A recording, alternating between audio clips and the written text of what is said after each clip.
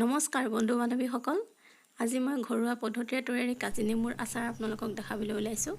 ইয়াত লাগিব শুকান ধুই পেলাই শুকাই লোৱা জলকীয়া আৰু দুটা নেমু। এই নেমুটো আমি এনেকৈ বাকলি গুচাই লৈ পেলাই ধুনীয়াকৈ প্ৰথমতে শুকুৱাই ল'ব লাগিব। নেমুটো হাতত পানী থাকিব নালাগিব, গতিকে এনেকৈ বাকলি গুচাই লৈ পেলাই সম্পূৰ্ণকৈ বাকলি গুচাই লৈ এনেকৈ আমি আচাৰ তৈয়াৰ কৰিম। বাকলিটো থাকিলে কি হয়, অলপ তিতা লাগে, সেইবাবে মই বাকলিটো এৰুৱাই দি এনেকৈ আমি নেমুটো গুচাই লৈছোঁ। গুচাই লৈ সম্পূৰ্ণ বগাটো ৰাখি কমকৈ ৰাখি সম্পূৰ্ণ বাকলিটো গুচাই আমি এনেকৈ দুইটা নেমু কাটি ল'ম। দুইটা নেমু এনেকৈ কাটি ল'লোঁ। এতিয়া আমি নেমুটো ফালি লৈ পেলাই পিচকৈ চিট কৰি লৈছোঁ, দেখিছেনে? এনেকৈ দীঘে কাটিলেও হয়, পথালিকৈ কাটিলেও হয়। এতিয়া মই নেমুটো টুকুৰা কৰি লৈছোঁ। ইয়াত গুটি থাকিব নালাগিব, গুটিটো তিতা ভাৱ এটা আহে, সেইকাৰণে দুটা গুটি ওলাইছে, মই গুটি দুটা উলিয়াই দিছোঁ। ইয়াত টুকুৰা কৰি কাটিছোঁ। দুটা নেমু লৈছোঁ, দুটা নেমুৰেই টুকুৰা কৰি লৈ তৈয়াৰী কৰিম। এতিয়া চাওকচোন, কাটি আছোঁ। এইটো ইমানটো জোখৰে পিচ বনাব লাগিব, ইয়াতকৈ ডাঙৰ কৰিলে ভাল নেদেখিব। এতিয়া টুকুৰা কাটি বাউলটোত ভৰাই ল'লোঁ।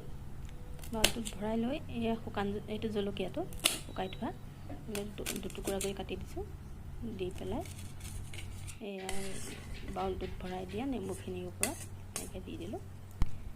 আমি বেছি জ্বলা নাখাওঁ, কমকৈ দিছোঁ। জ্বলা খোৱাসকলে বেছিকৈও জ্বলা দিব পাৰে, গতিকে আমি কমাই খাওঁ, বেছি জ্বলা নাখাওঁ দেখি এই কমাই দিছোঁ জলকীয়াটো। এতিয়া আমি ইয়াৰ জোখত অলপ নিমখ দিম। নিমখটো অকণমান বেছিকৈ দিব লাগে। বেছিকৈ দিলে কি হয়, নেমুটোৰ আচাৰটোৰ মানে সোৱাদটো অকণমান টেষ্টি হয়, গতিকে অকণমান বেছিকৈ দিছোঁ। দি লৰাই লৈ নিমখটো ভালদৰে মিলাই ল'ব লাগিব। নিমখ আৰু জলকীয়াটো ভালকৈ মিলাই লৈ আমি ঢাকি দিছোঁ। এটা ৰাতিৰ কাৰণে আমি এতিয়া এইখিনি এনেকৈ ঢাকনা মাৰি থৈ দিম। এতিয়া এটা ৰাতি গ'ল। এতিয়া চাওকচোন, উদঙাই পেলাই দিছোঁ। নেমুটো অকণমান মৰহা নিচিনা হৈছে, ৰস ওলালে। নিমখ দি থোৱাৰ কাৰণে ৰসটো ওলাই পৰিলে, আৰু জলকীয়াটো ইয়াৰ লগত মিক্স হৈ গ'ল। জলকীয়াটো অকণ মৰহি গৈছে, দেখিছেনে? ভালকৈ মিহলাই লৈ এতিয়া আমি মছলা তৈয়াৰ কৰিম। এতিয়া কেৰাহীটো সৰু লৈছোঁ, কাৰণ তেল কমকৈ দিম। নেমু টেঙা যিহেতুকে সৰু কেৰাহীৰ কাৰণে কম তেলৰ কাৰণে সৰু কেৰাহী এটা লৈছোঁ। গতিকে তেলতে অকণমান তেলটো গৰম কৰি পাঁচফোৰণ দিলোঁ। পাঁচফোৰণ দি অকণমান হালধি দিছোঁ। হালধি দি জোখত দিছোঁ, আৰু হালধিটো কালাৰটো অকণমান অহাকৈ জিৰা গুড়ি অকণ দিছোঁ। আৰু এইখন হ'ল অকণমান কাশ্মীৰী মছলা, অকণমান ৰংটোৰ কাৰণে দিছোঁ। আৰু বেছিকৈ মছলাবিলাক আমি কিনা মছলাবিলাক বেছিকৈ ব্যৱহাৰ কৰি বেয়া পাওঁ, সেয়েহে অকণমান কম পৰিমাণে দি এতিয়া লৰাই দিছোঁ। লৰাই দিওঁতে কালাৰটো আহি গ'ল, আৰু পাঁচফোৰণৰ গোন্ধটো ধুনীয়াকৈ মলমলাই গৈছে। এতিয়া আমি গেছৰ জুইটো অফ কৰি দিম। তেলটো অকণ ঠাণ্ডা হ'বলৈ দিম। ঠাণ্ডা হ'বলৈ দিয়াৰ পিছত আমি নেমু আচাৰটোৰ লগত আমি মিলাই দিম। মিলাই দিছোঁ এই সম্পূৰ্ণ তেলখন, আৰু তাত দিয়া অকণমান লৰাই বগৰাই দিছোঁ। লৰাই বগৰাই দি অকণমান মিহলি কৰি লৈছোঁ, আৰু তাৰ পৰা দিম অকণমান জিৰা,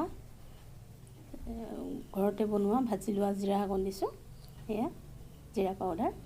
তাৰপাছতে এইটো হ'ল মই বনাই থৈছিলোঁ শুকান জলকীয়া, বগা সৰিয়হ, অজৱাইন, চফ গুটি আৰু জিৰা গুড়ি মিশ্ৰণ কৰি পেলাই মই ঘৰতে বনাই থওঁ, এনেকৈ মিক্সিত পিচি পেলাই। গতিকে সেইটো অকণ মিক্সাৰ কৰি দিছোঁ। বেছিকৈ মছলাবিলাক আমি দিলে বেয়া পাওঁ, গতিকে কম পৰিমাণে মছলা দিওঁ। আৰু জলকীয়া গুড়িটো একেবাৰে ব্যৱহাৰ নকৰোঁ। জলকীয়া গুড়িটো দিলে কালাৰটো আহে, কিন্তু কালাৰটো অহাতকৈ নিদিয়াই ভাল, কাৰণ জলকীয়া গুড়িটো আমাৰ ঘৰত জলকীয়া খুব কম পৰিমাণে খায় জ্বলাটো, সেইকাৰণে জলকীয়া গুড়িটো দিলে মানে কি বেছি জ্বলা হয়, সেই দেখি জলকীয়া গুড়িটো মই মিলাই দিয়া নাই। এতিয়া এই মছলাখিনি আমি গোটেই সুন্দৰকৈ মিহলি কৰি দিম। মিহলি কৰি চাওকচোন, এতিয়া সেয়া ঘৰুৱা যিটো পদ্ধতিত আমি আচাৰ তৈয়াৰ কৰোঁ সেই কালাৰটো আহি গৈছে। গতিকে এতিয়া এই বাউলটোত ভৰাই পেলাই আমি ধুনীয়াকৈ মিক্সাৰ কৰি এনেকৈ ঢাকি থ'ম।